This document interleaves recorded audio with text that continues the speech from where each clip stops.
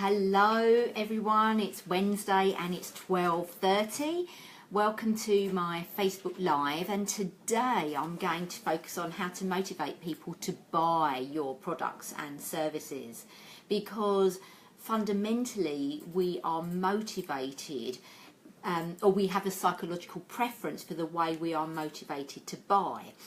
So today I want to share some stuff with you so that you can inspire people based on an understanding of how they are motivated. So in order to give you a flavour of this, I want to ask you to think about the last thing that you purchased.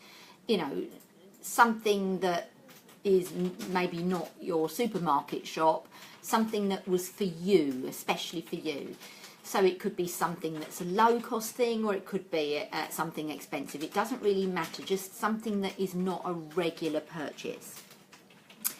And when you think about at the time that you were buying that, what was the important criteria that cinched the deal for you? What was the reason that caused you to buy that thing, whatever that thing was? So just whatever is the first thing that pops into your head is probably the most relevant thing. So when you think about the important criteria that caused you to buy that product, keep that in mind. My question to you is, why is that important to you? Whatever it was that caused you to buy it, why is that important to you? Okay, just take the first initial reaction. My next question is, why is that important to you? You know, that second piece, why is that important to you? Okay, got it? And thirdly, whatever you came up with, why is that important to you? So just take your instant reaction. Now, what you've just discovered is the way that you are motivated to buy that product. And it might be different depending on, you know, different contexts. So you might not purchase every product with this motivation, but in terms of the context of this particular type of purchase, this is how you're motivated. So I'm going to share with you now how you can identify your own motivational preferences. If you said things like, I really wanted it, it was going to make me look good, it was going to make me feel good, I loved the colour, I loved the texture, I loved how it felt.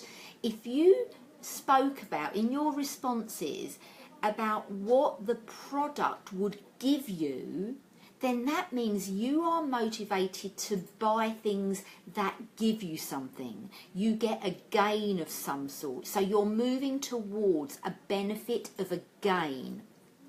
Now, if you said, I bought this because I didn't look, I was going to say I didn't look big in this, or does my mum look big in this? So maybe a better is, I didn't like my last handbag, or I wanted to replace that thing in my room. I needed to get rid of that blank wall, so I bought this picture. So if you focused on what problem you were removing, what you didn't want, what you wanted to avoid, then that means you have what we call an away from motivation. So you're motivated in one of two ways, either towards what you want or away from what you don't want. And you are, whatever your preference is, you are most likely to communicate with people in your preference. So say you're having a sales conversation. If you are motivated towards gains, then you're more likely to share the benefits of your products or services in a way that you'll get this, this, this, and this. And if you are motivated away from, your communication is most likely to be, well, if you buy this product or service, you won't have this problem, you won't have that problem, and you'll eliminate this. And because we communicate with people in our own psychological preferences. In effect, we're aiming to communicate at our own bullseye.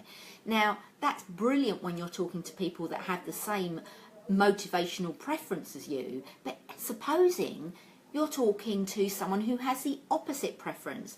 So for example, in a study that was done quite some time ago in the 1960s, in the workplace they found that 40% of people had a towards motivation and 40% of people had an away from motivation, and only 20% of people had what you would call equally towards and away from. And that doesn't mean that if you think this sometimes and that sometimes you're in the middle. Is in that particular context they would have replied, well, the reason I do this is because I love this and I want to avoid this. So they would have used it in the same commentary. So if, for example, you are in that 40% that is towards, then there's potentially 60% of people that you're not talking to. And the same is true of the opposite. If you're more predominantly away from, then there's this 60% that you're not really communicating with.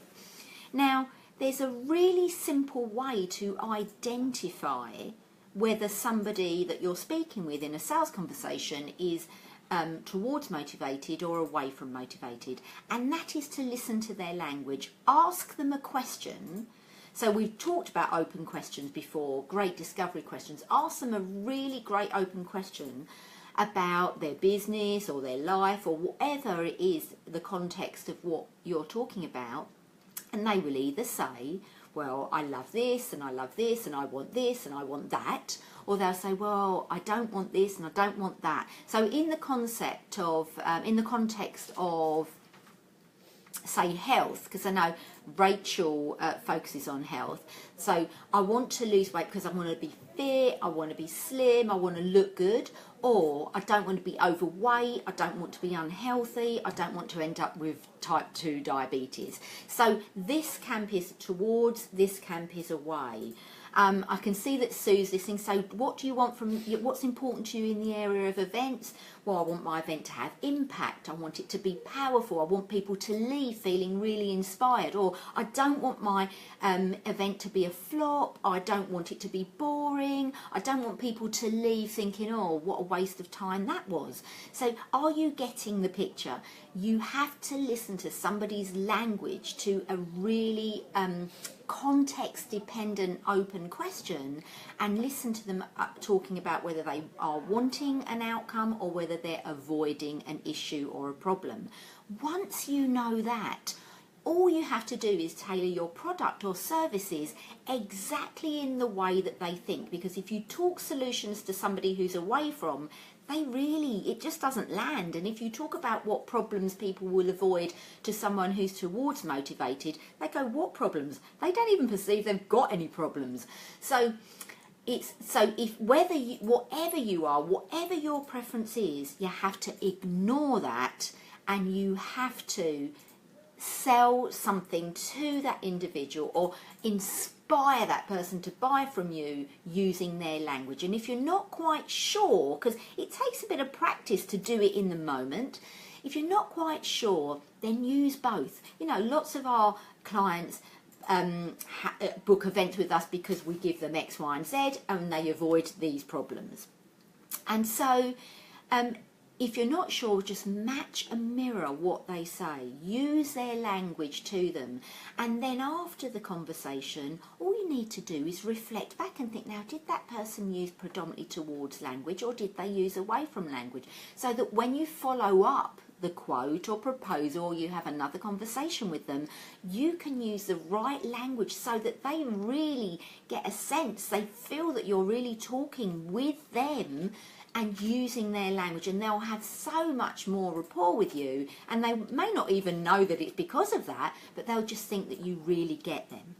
So practice listening, practice using the language. It might seem a little bit odd if you're towards to use away from language initially, but you'll soon get used to it. And just so that you know, all of us, everyone on the planet has towards traits in one context and away from traits in another. So you may not normally use it in a sales conversation, but you definitely have those other traits in other areas of your lives, which means that you are built to use both sets of language. So that's it from me today. If you have any questions that haven't been answered, just pop them in the comments below and I will respond to them immediately after the Facebook Live. Anyway, have an awesome rest of the day and an awesome rest of the week, and I'll see you next Wednesday at 12:30. Bye for now.